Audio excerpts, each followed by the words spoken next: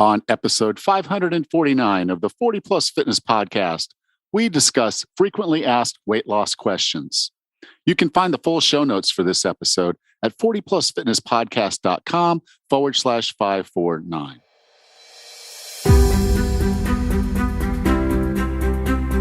If you decided you're ready to make a change, to reclaim your health and fitness, the 40 Plus Fitness Podcast is here for you.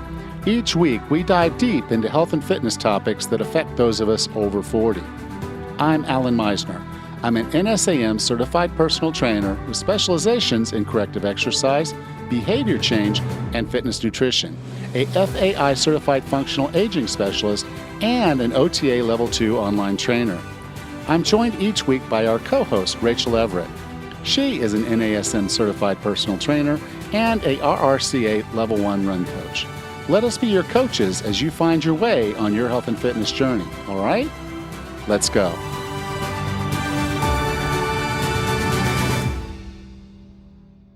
Getting older is more than just losing your hair or your skin getting thin and crepey. We get weaker. We gain weight. Our energy goes, and with it, we feel ourselves go. It's the aging curve. You look in the mirror or you see a reflection in a window and ask, who is that old dumpy? And you look away. There goes the confidence. Aches and pains seem to pop up like dandelions in your yard. If having an active retirement was part of the plan, well, what if I told you that you make this decision each and every day? You decide whether you're going down a steeper aging curve or you're slowing it. I think you know that. I think you are trying, but there's just something missing. With over 6.5 years of training people over 40, people just like you, I've learned that there are a few key things that trip us up. And I've made sure to address all of them in my BFFT program. The Be Fit for Task program, BFFT for short, is a 6-week deep dive that addresses mindset, nutrition, fitness, and self-care in a way that meets you where you are and takes you forward. We find the tactics and strategies that will work for you, giving you the tools you need. However, it's not good enough to know what to do. You have to do it and keep doing it. Consistency wins.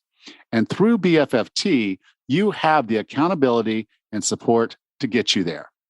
Learn more at 40plusfitness.com/BFFT. Change is hard when you don't have the tools and accountability.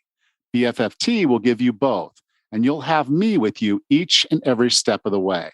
40plusfitness.com/BFFT. Not deciding is deciding. You can stay on your current path or you can do something different. Check out 40plusfitness.com/BFFT now. You owe it to yourself to at least learn more about the Be Fit for Task program. I hope you will. Hello, Russ. Hey, Alan, how are you today? I'm doing all right. Good.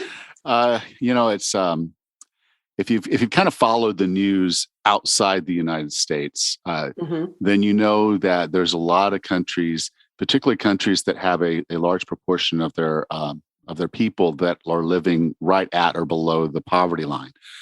And Panama is one where they have some individuals here that are really, really rich. And then there's a lot of individuals that are pretty much hand to mouth, what they make today, they eat today, kind of people. And so with the way prices and inflation's been going up, it's making it really difficult for these folks. And so there's basically strikes/protests going on around the country. And what that means is, and their favorite way to protest is to basically just shut down roads. So all across the country, you have various industries that are completely going on strike. Transportation is one of the key ones. And then, they block all the roads. So what that means is that, fuel, for example, isn't getting to this island because it can't get through the roadblocks. And what that means is that our power is run by a generator. They're due to run out of power today. In fact, while we're recording this, my power might just go out. Oh, no. And then, but I do have a backup powder. My computer's plugged in and charging, so I should be able to finish the podcast in the dark. But if it happens, it also means that people traveling around the country are getting stuck, so they get one place and then they run into a roadblock. And then before they can really turn around and come all the way back, there's another roadblock behind them. And they're literally trapped on the road. And so, people, it's making travel very difficult. It's making planning anything. So, Tammy's due to take our granddaughter back. And it's like, well, I can't chance the bus because we might get stuck and spend a couple of days on the side of a highway with no services. Oh my gosh. So she's concerned about that. And so she's got to reconfigure her travel. They're going to have to fly to Panama City and hope that they can get to Tucumán Airport, because that road's been blocked off a few times too.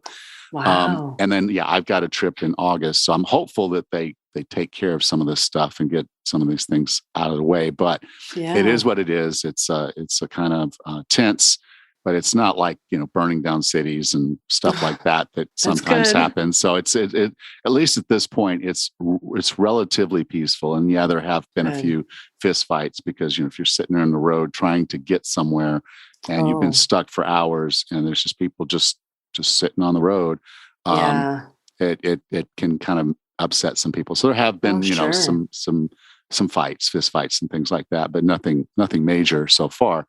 But I think as it gets going, it could blow up and be bigger. So wherever you are, be safe. This is it's not that this won't happen in the United States.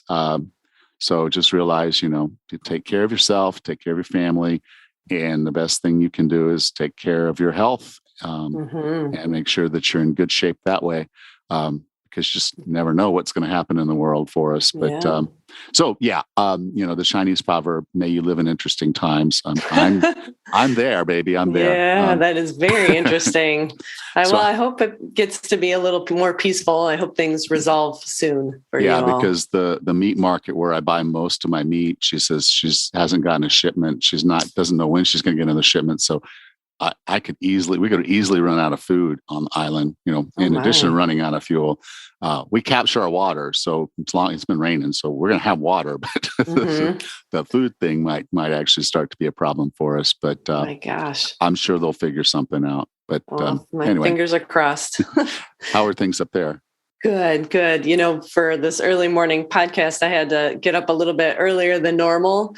So I got to see the sunrise this morning and enjoyed a wonderful morning run and have coffee sitting here with me while we chat today. And I'm just in a good place. It's going to be a good day. Yes, it's going to be a good day. And the reason we're recording this early is we wanted to have a little extra time. And so we pushed our recording to a different day. And then all of the conflicts and things that I had, this was the only time we could record. But this is a special episode because this is going to be one of our question and answer episodes. And we want to have these more regularly. So if you have questions about anything, you can join us on our Facebook group at 40plusfitnesspodcast.com/group. And in the group, occasionally I will post for questions like I did this time. And then you also, Rachel, you posted in your page. Yep. Strong Souls. Yep. Strong Souls. Strong Souls. Yep. I don't know why I can't stick that in my head, but I know it's you. And I know it's you when I see the post. I say, okay, yeah, that's Rachel. But anyway, so we posted a question. And this week, we're going to discuss weight loss questions. And so we had a few people that did submit some questions. And then some of the other questions that I put in here were questions that I get all the time from my clients or questions that I've seen regularly either on the group or just in other forums. So I wanted to talk about those. So today, we're going to talk about weight loss questions. Now, the first question comes from Melissa. And I believe Melissa is a client of yours, and she's in your Strong Souls page group. Yep. And so she posted the question, what should be the number one thing to focus on? And she said macros, water, exercise. I'm going to add calories because a lot of people ask about whether they should do calories in, calories out, and all of that. And you're not going to like the answer to this, Melissa, but the answer is it depends. Yeah. It depends. I've seen people be extremely successful just by focusing on their calories. They do the calories in, the calories out, and the formula just seems to fall in place for them. They eat a little bit less, they lose some weight, and they feel good. So there's that. If you decide you want to try to do some macros-based stuff like keto or low carb, then obviously now you're focused on the macros a little bit more. We all know that drinking enough water is important to stay hydrated and sometimes full. So you start feeling a little hungry, you drink some water, you kind of lose that, you get that fullness sensation and the hunger kind of goes away. So if it's binges and kind of urges and things like that, water can be a great tool. And then exercise. And we're going to talk a little bit more about exercise. There's another question on this later, a few questions on this later, because we talk about exercise, but exercise should not be your weight loss plan. It seldom works. Yes, you're increasing your calorie usage, but there's reasons why sometimes your body still won't lose the weight. So exercise is important. It's important for a lot of reasons. It can be a tool, just a tool in your tool chest that makes losing weight a little easier. And mentally, it probably helps a lot because I've noticed as I get people moving, they suddenly start paying a lot more attention to the other things that can make them healthy. They actually start eating better because it's kind of like, well, I went for that run this morning and now I'm in the drive-through at McDonald's. That feels kind of weird. And so you start maybe eating a little bit better, you start working out, you get more energy, and as you have more energy, now cooking, batch cooking, doing the things to have healthy food, putting a little bit more energy into that, you're able to. So from my perspective, you have to pick a strategy that will work for you. That can be focused on macros, that can be focused on calories. And then the water and the exercise are tools that you carry along with you, regardless of the way you choose to do this, that then become ways that you can make sure that the weight loss is consistent. And, if you find yourself plateauing, well, put a couple HIIT workouts in your month. And that might be just the thing to trigger it. But the other thing I'd caution is, I think sometimes when people do macros, they forget the calories count. Right. Yep. And I've got lots of friends in this industry that are keto, and they've been keto for 5 years, 6 years, 7 years, and they're still obese. And I can kind of tell them why. They don't like the answer, but the answer is that they're overeating. The macros are fine. Their body knows how to use the fat for energy. They're just eating too much, and or they're not moving enough. Okay. Yeah. And so it's both. Yeah. Go ahead. See, that's where I was going to go to is one of the things I like to say is if you can measure it, you can monitor it. And with the apps nowadays, like Fitness Pal, and there's a number of different food diary apps you can use. I think that we are not fully aware of how many calories we're eating and in what macros specifically, and it's just easy for our mind to think, we're only having, a half a cup or a quarter cup of nuts. When you really go down to measure it, you're eating a full cup or something, or cereal or a glass of milk or whatever it is that you're eating. We just have this way of not really recognizing the true volume of what we're eating. And in that case, we're not really recognizing the true number of calories that we're eating. So that's what I would have suggested. If you can measure it, you can monitor it, and then find your weak points.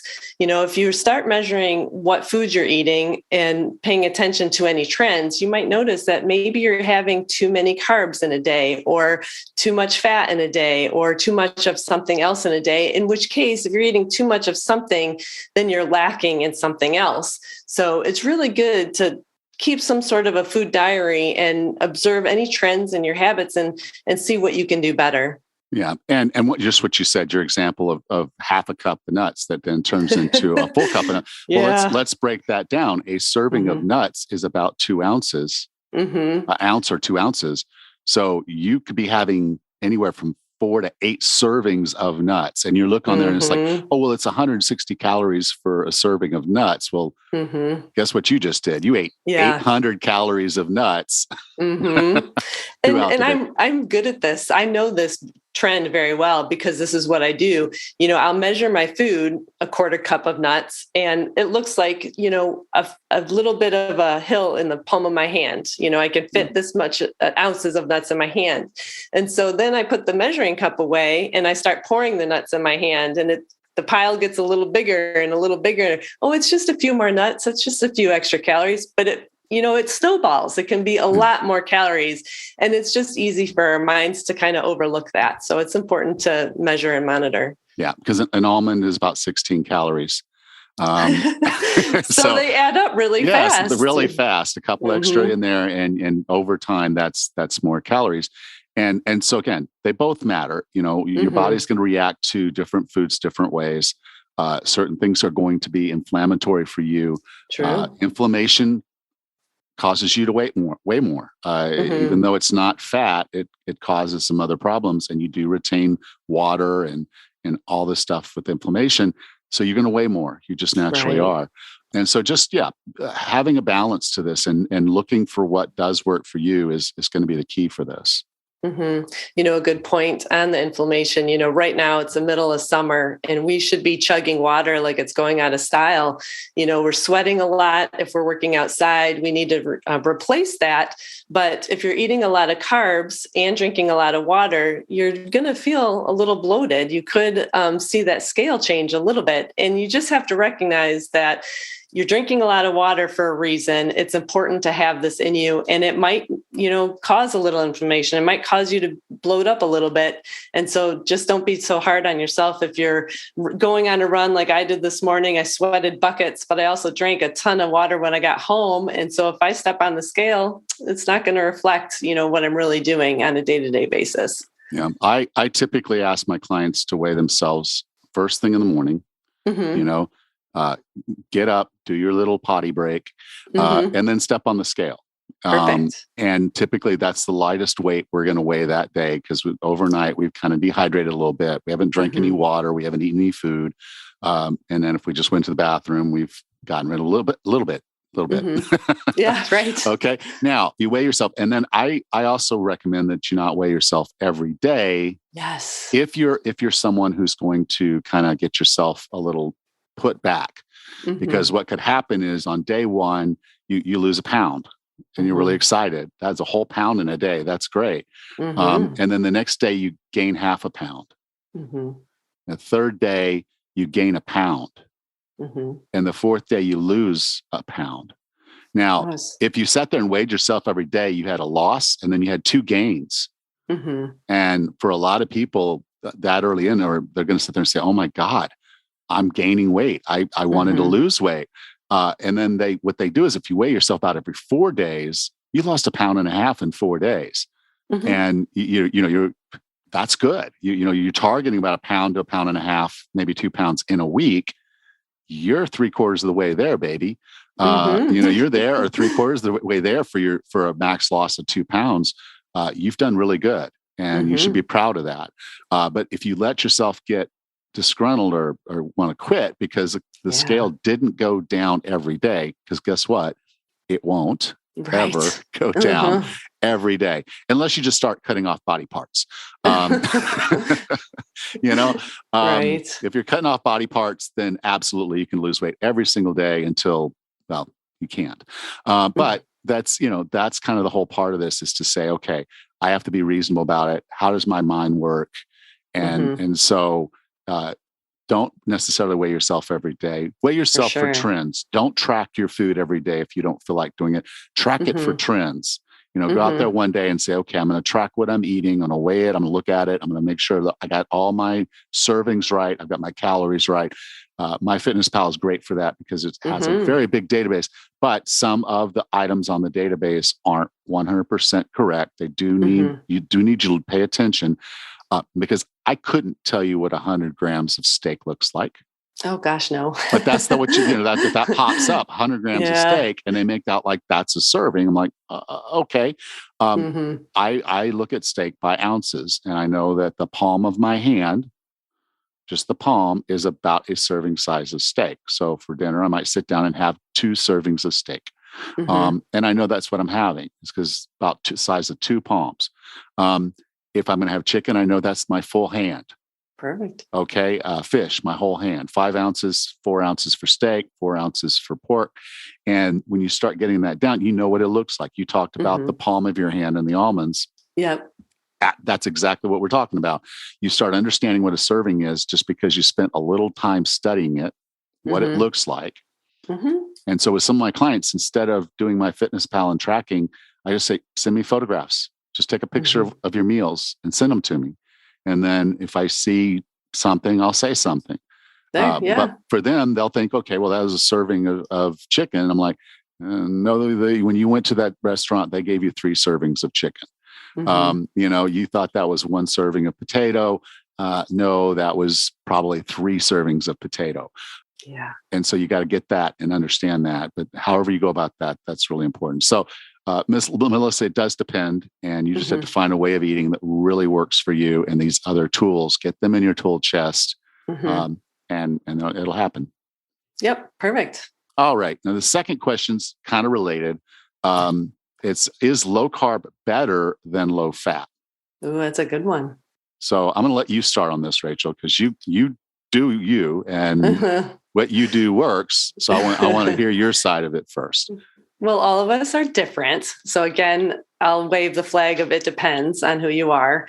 But for my personal opinion is that low carb is better than low fat. I think we need the healthy fats in our diets because they deliver so many important nutrients and energy that we don't get. But it's the carbs that I definitely keep an eye on because not all carbs are good for you. And it's not just bread carbs that we think of, although those are the ones that we tend to overdose on. And I use that word specifically. We have cereal grains at breakfast and toast and sandwiches with giant submarine sandwich buns at lunch, and then dinner rolls for dessert and cakes and things, cookies for desserts. We get so many carbs each and every single day, and they all taste good, but they actually do nothing for us. There's very few nutrients in these types of products. So when I think of carbs, I think of the carbs that I'll get in the fibrous fruits and vegetables that I choose to eat. So my opinion is you just got to keep an eye on those carbs and just don't overdose on them. I'm not going to say everyone needs to go keto or any such thing, but I am saying, again, if you measure it, you can monitor it. And I just think that we get way too many carbs in our day-to-day diet than we need. We can't use all the energy, and then it just turns into fat later on. Yeah, I do also tend towards low carb with most people because what I've found is you can feel satiated longer with fewer calories. Absolutely. But where I would caution on either of these is realize how smart the food industry is. And when we start having these things like low fat, when low fat came out, all the products hit the market, low fat. You walk into a grocery store now, sometimes it is hard to find full fat yogurt.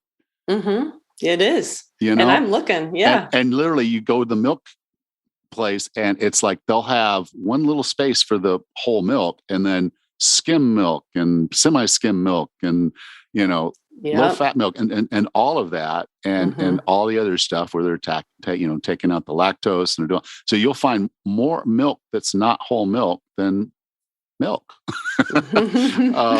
And so, just be cautious that they do that. And then now with low carb, as that started really kind of getting some traction, you're seeing the same thing. They're making products that are higher in fat and lower in basic carbs or a lot more fiber. So your net carbs are lower, which fiber's good. But a lot of what they're putting together is not food. And so it's easy to get trapped into this is a keto-friendly snack. Or this is a keto-friendly meal. I go in there and there's a TV dinner and it says Keto Man, and there's your toss it in microwave. It's processed stuff. It's still processed, and your body's not. So the true answer is whole food. Right. Now, whether that has a lot more fat in it, it should have the right fats in it. So you're trying to get your omega-3s, you're trying to get the healthy fats from nuts and seeds and olives and avocados and those types of things. And you can find what works. The reason low fat is a diet thing at all is because fat has more calories than carbs, but it also has a higher energy requirement to use it, and it stays in your system longer, so you stay fuller longer. Protein has the same number of calories as carbs, and so it is, but it's going to stay. It takes a lot more energy to burn it and use it. That's called the thermal effect of food, and it's going to stay in your system longer, and you'll stay fuller longer. So a high fat, medium protein food stuff is going to take longer. You're going to burn more energy burning it than you would with carbs. Some carbs will hit your system like a sugar freight train. That's right. And your blood sugar is going to spike up. You're going to have all this energy. You're going to feel great, but you're not burning it. So what's going to happen immediately thereafter is your insulin's going to kick in. It's going to pull it out. It's going to put it where it puts it, which if you haven't burned it out of your muscle and liver, it's going to put it in fat for short-term storage, it thinks, but we know it stays there a lot longer. Yes. And then you're going to sugar crash. And so you had that high carb, low fat breakfast. You had the juice, you had the cereal, and it's fortified, so it's healthy. And then your blood sugar plummets at 10 o'clock and you find yourself snacking. And if you didn't bring a healthy snack to snack on, you're at the vending machine or back again. And then boom, another sugar rush, and then lunch comes, and you can kind of see how this little roller coaster of up and down with your blood sugar is not serving you at all. Yeah, absolutely. Now, low fat makes it easier to be sustained for longer. When you get to where your body is comfortable burning a good amount of fat, it'll start looking at your body as food. I've got body fat here. I've got enough energy to last the rest of my life. I never have to eat again. And you might actually find that you're not as hungry, and you forget to eat. I know that sounds weird in a culture, but you can forget about food. You cannot think about food 24/7, but it does take understanding what real food is. And just because you go low carb does not mean you're not eating vegetables. Okay. And it does not mean you're not eating fruit. I want to put that out there. There are ways for you to include fruit in your diet and still be low carb or keto. There are ways for you to make sure you're getting adequate vegetables and a good variety of vegetables, and the fiber and things that they bring. And I just did an interview. It's going to air in a few weeks where we talk about this. We talk about this very thing of food is medicine, and how having what we would call more of a plant-based diet is actually better for you. And guess what? You can be plant-based and low carb. Well, you also mentioned real foods, real fruits, real vegetables, real protein sources, things that didn't come out of a box or a jar. And since you mentioned that too, if you're eating like that, then you're also keeping an eye on sugars. And that, I think, is even more hideous than anything else, because if you're looking at a low fat or a low carb food or low calorie food, what they do is they put a ton of sugar in it. And there's probably 30, 40, 50 different names for the word sugar. And it just is hidden in all these foods. And you don't realize how much sugar you're getting throughout the day. And if you start reading labels and watching for how many sugars are in a product, and not even added sugars are the worst, but just all of the different sugars that are in products, you would be so surprised how much sugar you're getting in a day. And that's probably worse than anything else. Yeah, I'm running a sugar challenge. I set it up kind of to run evergreen now. So if you want to take the sugar challenge, you can go to 40plusfitness.com/sugar.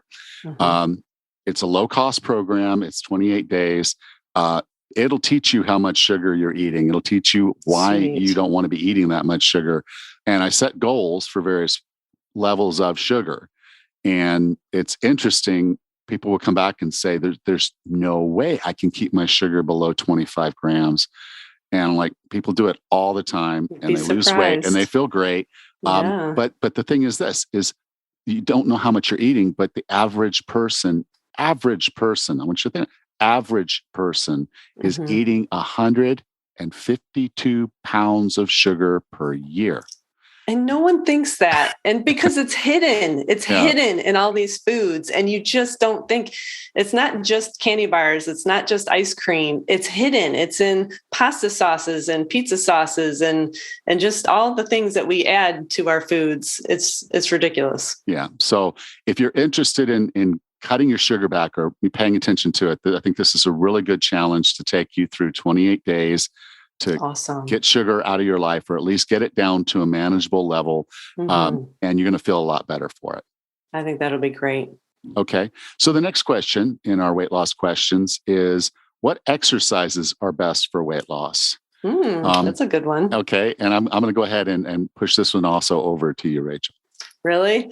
You're not going to believe what I'm going to answer. You're the runner. So come on, run those pounds off, lady. The best exercise, the absolute best exercise is the one you're going to do. Honestly, just find something that you love to do and start doing it. Walking, running, hiking, going to the gym, lifting, HIIT classes. If you're going to do it and stick to it, you have some consistency, then it's going to work for you. But everyone is different. Everyone has different preferences. Everyone has different abilities. But there are some exercises that are probably better and more calorie burning than others. But honestly, if you're not going to go do it, then what good is it? Yeah. Well, as I said in the first question, answer to the first question, it was, okay, exercise should not be your strategy for weight loss to start with. Okay. You're not going to burn enough exercising to do any sizable weight loss. I think a Snickers bar has 350 calories. Sure. I'm guessing. Okay. If you eat a Snickers bar, you'll eat that Snickers bar in less than 2 or 3 minutes. Right. In most cases, people are not savoring a Snickers bar. They're scarfing the Snickers bar. Okay. And you eat that Snickers bar, it's 350 calories. It will take you an hour of moderate exercise. So that whole fitness class, that whole HIIT class you did where you sweated your butt off for an hour, that's just the Snicker bar. Yeah. So go ahead. What I like to say is you cannot run away from your diet. You can't. Yeah. And as a runner, and I'd rather run than do anything else every day, but I can't outrun a diet. It's just impossible. And so, I agree with you on doing the exercises that it's important. You like to do. That's important. But also, I want you, as you start thinking about your overall health and fitness journey, to think about exercise as a different way. We use words like exercise, workout, that kind of stuff. I prefer to think of it in terms of training. And so it's training to be who you want to be. So when you're 80 years old, do you want to be frail and weak? Do you want your bones to be brittle and weak? And I think for most of us, the answer would be no. Right. When I want to be able to wipe my own butt when I'm 105. Call me weird, but I want to be independent and I want to live a good, long, healthy life. So exercise is important for that. That includes weight training. So I have strong muscles and dense bones. And so I think resistance training needs to be in there.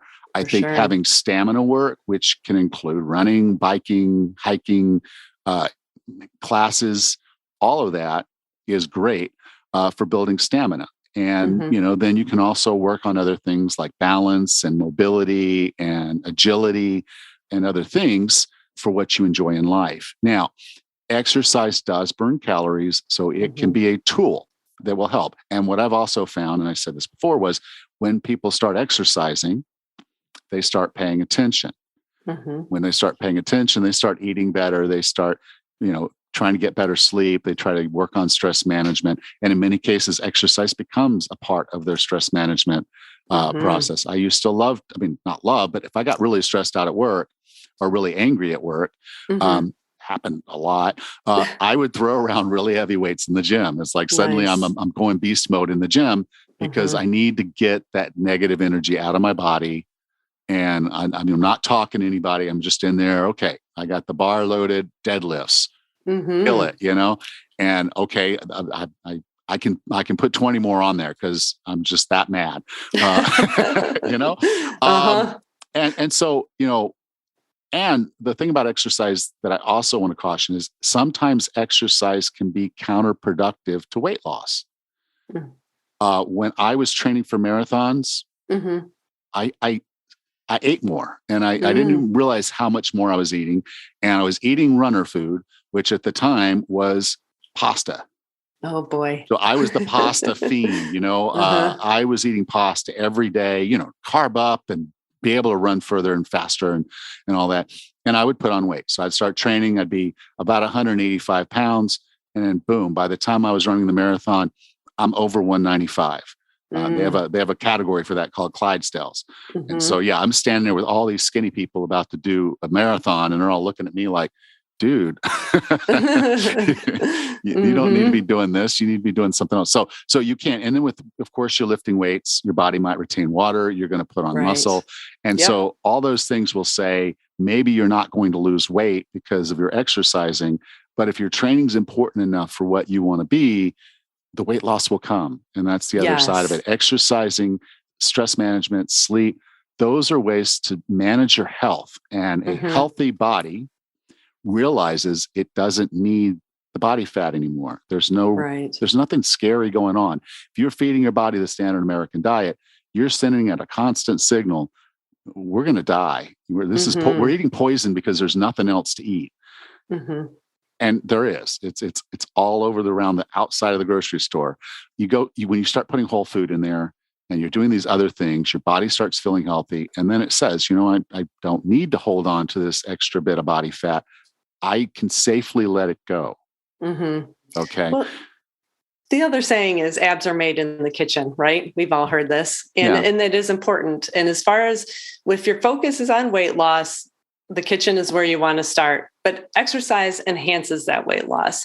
If you're out there moving and have an active lifestyle, you are going to shed a few more calories maybe than what you're taking in. But it's something that it goes hand in hand. You've got to watch and do the other. The other thing with exercise, specifically with running, like I like to do, and most of my clients or athletes are runners, we learn really quickly what not to eat. Really quickly. The stomach ailments that runners get are really fun. And so like you learn, like you mentioned the drive-through at McDonald's or something. If you go for a run after having that, you might end up with heartburn. You might end up with the runner's trots. I mean, I think, again, you start to realize, well, this food isn't serving me. It's not helping me, not only in the weight loss health realm, but it's also not helping me be better at the exercise that I'm choosing, running, lifting weights. I'm sure you've been in the gym feeling, oh, I probably shouldn't have had that for lunch as you're trying to lift a weight. I think the two things go very well hand in hand. Yeah. I prefer to eat. I prefer to exercise fasted. So Mm-hmm. I typically, if I'm doing anything, I didn't eat that day, or like I'm going to do the Tough Mudder. I'm going to have a breakfast. I start the Tough Mudder at 10, so I'm probably going to Mm-hmm. get up a little early, and I'll go have a breakfast, and it'll Good. probably be what I normally eat. Mm-hmm. Lots of eggs. So I'll have some eggs for breakfast, and Mm-hmm. and depending on where I am, maybe bacon with that. But it's going to be, for the most part, it's just going to be eggs. And so it'll be the weird guy that walks in there and says, "Okay, I want 5 to 6 eggs," and then I'll eat them all. But then I'll digest them, and so they Right. won't be in my stomach. They'll probably be somewhere around my small intestine or large intestine before I start the run. And it's Mm-hmm. something I eat every day, almost every day. So I know my Perfect. body tolerates it. And then I'll do my Tough Mudder. I won't eat during the Tough Mudder because I don't have to. I don't have Mm-hmm. to fuel up that way. But I know, and it's somewhat happening now, is that I'm not losing weight because I'm training for a Tough Mudder. Mm-hmm. I wanted to lose weight. I started trying to lose weight, and I did lose some. I lost a good bit, but I haven't hit my goal, and I now am realizing I may not, and Mm-hmm. I'm okay with that because I know that I'm in a condition to be able to complete the Tough Mudder, and that was the goal. Mm-hmm. And so it's setting your mind and understanding that if you have these competing things, Mm-hmm. you have to take a step back. And Mm-hmm. I would never prioritize weight loss over fitness. I would never prioritize weight loss over health. Mm-hmm. Perfect. Yeah, it's important. All right. The next question is I haven't changed my diet, but I stopped losing weight. Why? Oh my gosh. Are we at a plateau? We may be at a plateau. I think some people call the plateau way early.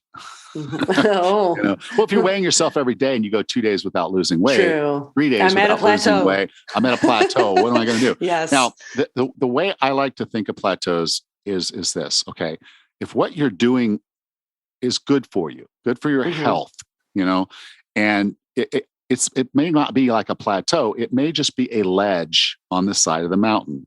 So you've been climbing this mountain and doing really well and feeling really good about what you did. And now you get up onto a ledge. Okay. And it's flat, or maybe even feels like it's going sloping down a little bit. Well, if you stop there and say, I'm not climbing anymore, then you're not going up the mountain anymore either. So you have to walk across that ledge. You got to spend some time there till you get to the point of the mountain where you can start climbing again. Yep. Okay. So you're doing the right things. And sometimes just all you need to do is just hang in there. Right. And keep moving forward. Keep eating the way you're eating. Keep training the way you're training. Keep doing the things you've been doing for your health. And then your body will get past this set point, past this plateau. Right. That I can tell you that's for a lot of people, it's really, really hard. Oh, it is. Because you just don't see that progress, which is why I'm also a big fan of not just measuring weight loss as a metric, measuring other things like your waist circumference, your hip circumference, looking at your blood work. I mean, if your A1C is dropping and you're no longer pre-diabetic or diabetic, when the doctor is saying, I can take you off of your blood pressure medicine, or I can lower the amount of medication that you're taking for blood pressure. That's a huge win. Huge. Yep. Okay. Yep. And if you can fit in a smaller dress size, even though you weigh the same, big win. Who cares? Right. Exactly. So there is that. And then, there are other things you can do to jump set this. Okay. So a plateau is important for one core reason. And this is why your body likes consistency. Your body wants to stay the same. Same is safe. Change is scary. And we feel that way about everything else we do. Our body feels the same way. So you'll notice that your heart rate, resting heart rate, stays about the same. Unless you train up, it'll change a bit. Your blood pH stays the same. It's in a certain range. Your body temperature stays in a certain range.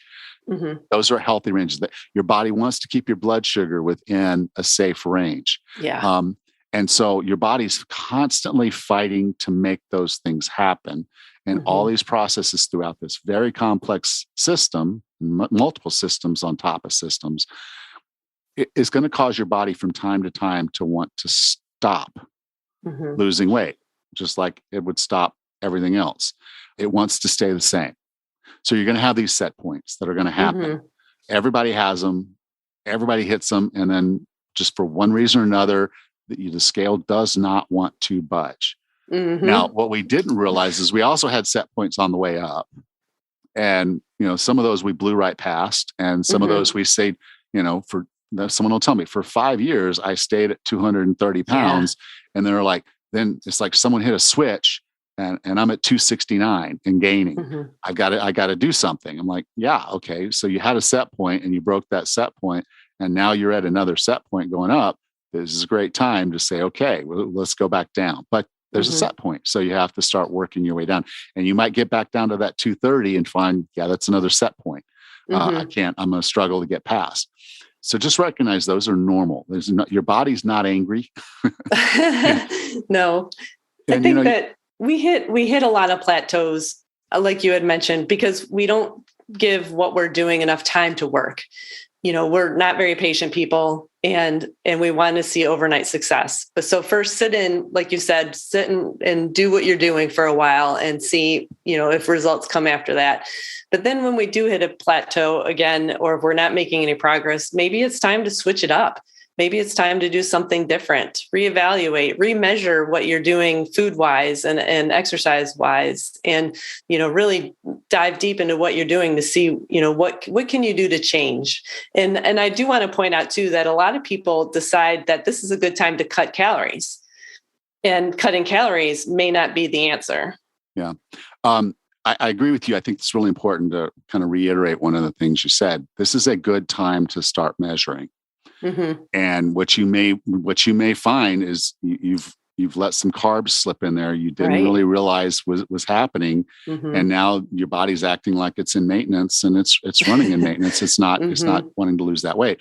So that's really important. This is a good time to get the scale out, get the measuring cups out, and start and just for a few days, pay attention to what you're eating and what your portion sizes are, and kind of rebase yourself. Mm-hmm. So then the next step would be, yes, what tools and what things have I used that have done this for me in the past? So for some people, it can be just, I'm going to implement an additional HIIT class this week. And I'll do that for the next 3 or 4 weeks and see if that helps me break this plateau. It could be, Melissa, you mentioned water. It could be, okay, I'm really not drinking enough water.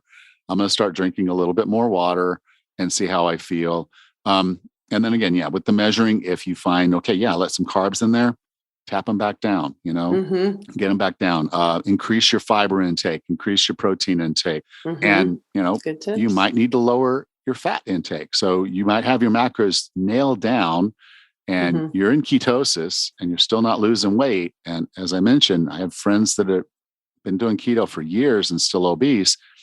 Start thinking about what the food you're eating is. They like to make those keto pizzas and the keto pies and the keto, cakes and all that. And those are regular things they're eating. Almond flour is still a processed food. Okay. And while it's not going to give you the insulin spike and the sugar spike and all of that, your body's still digesting it and using it. And so it's, it's there. And so you just got to think about, how whole food am I? And am I doing the right things? Am I eating enough vegetables? Am I getting enough protein? And, and if the fat's out there and it's just, you're eating a ton of fat, well, your body doesn't really need to burn body fat because you're doing that. So it could be that you cut back on a macro like fat and maybe you bump up your protein a little bit. And that could be the change that makes it happen. But it's normal to be at a set point. And, you need to sit in it and you need to walk across that ledge. You got to get back to the mountain climbing.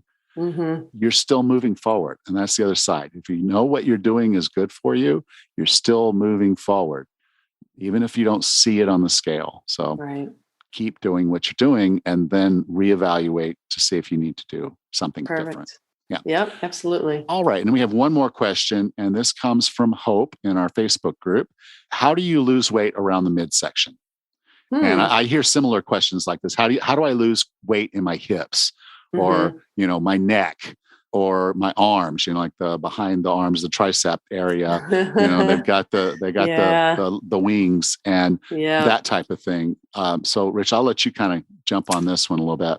Yeah, I wish I had the answer to that question. I'd probably make $1 million off of that. But, fat doesn't come off that way. When you're eating well and exercising a lot, it just sheds evenly all over your body. So you really can't target one specific area with weight loss, but you can target specific areas in the gym with weight training. Yeah. You're absolutely right. We can't really target this, but we can look at what are some reasons that this happens, particularly for women. Okay.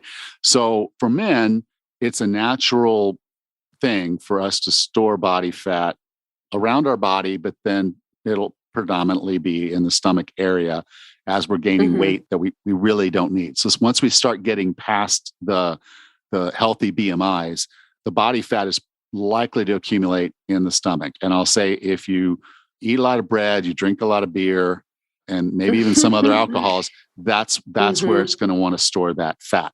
So that's, a lot of it can be the foods and the drinks that you're choosing to put in your mouth that could be causing the fat to be there. The other issue, and this is where it more affects women, is it's hormones, baby. For sure. The hormones are going to tell your body where to store fat. So when you're young and your estrogen was awesome and your progesterone was awesome, your body said, well, store it in the butt and store it in the boobs because that's what guys like. That's gonna help us procreate. and get their attention. And that's where our body would tend to store that fat. As our estrogen goes lower, as our progesterone goes lower, our body says, well, you're more like a man now. I'm sorry, but that's what it says. And so it's going to start wanting to store the fat more in the midsection. So if you're in perimenopause, some women, and I'm not proposing this at all, and I'm diagnosing it all. Okay. I'm not a doctor, but some women will go on hormone replacement therapy.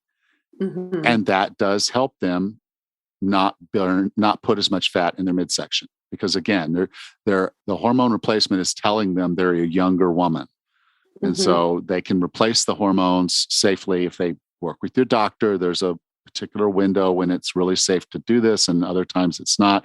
And you may have some other medical issues where it's not right for you. But that's one way that you can look at this problem and say, okay, I can delay the problem or prevent the problem there. The other thing is just realizing that you're going to lose the weight in the midsection when the body is ready to get rid of that weight. Again, hormones. So it's you can cut your calories, you can do everything else to lose weight. The midsection should go down over time. Now you might find I lose the body, like me, I lose body fat from my face and my arms and my legs first.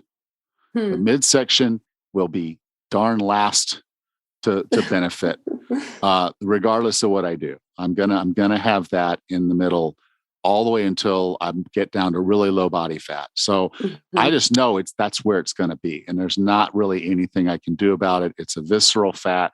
So even going into a plastic surgeon and saying, hey, look at this, they're like, can't help you there. I could do a tummy tuck, but I can't really pull that fat out of there because it's all around the liver. And we really don't want to play with the liver. So short of surgery, short of hormone replacement, it's really just about trying to get yourself healthy, right? Not drinking beer, not eating certain carbs that are going to cause body fat gain, and that over time should shrink your midsection. But there's really no way to spot lose outside of surgery. And again, if it's a midsection fat, then most likely even surgery won't really do you any big good. And no one should think surgery is an answer to a problem like weight loss. Again, there are people that need bariatric surgery and things like that, and that's fine. If it's something you need to do for your health, by all means do it. But as far as just trying to lose the body fat in the midsection, just do healthy stuff, and your body will drop it as it needs to. Yep, for sure. All right. So that's the end of our weight loss questions. Rachel, I appreciate your time today going through these with me. I really appreciate your take on most of these, all of these actually. Anyway, okay. So if you have additional weight loss questions, go to our group at 40plusfitnesspodcast.com/group. You can ask your questions there. Rachel and I, we pretty much live on that page. Yep, we're there. If you post something on there, you're going to get an answer from us. And if you're struggling with something, and even if it's not weight loss, we're talking about weight loss questions today. But if you have exercise questions, if you have running questions, if you have weightlifting questions, if you have sleep questions, stress management questions, anything to deal with health and fitness, and you're over 40 years old, we want to have you in the group, and we want to have those questions out there. And if we get a good collection of questions in other areas, we'll have another episode like this. Sweet. And share your questions, and we'll answer them in more detail then. So that would be fun. All right. Well, Rachel, it's great to see you again today this early. Finish up your coffee. Thank you. You've already done your run, so you're going to have an awesome day. It's going to be an awesome day. All right. So you too, have an awesome day, and we'll talk to you next week. Take care. You too. Bye. Bye.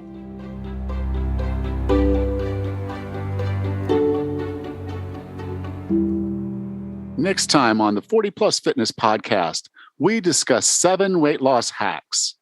Until then, have a happy and healthy week.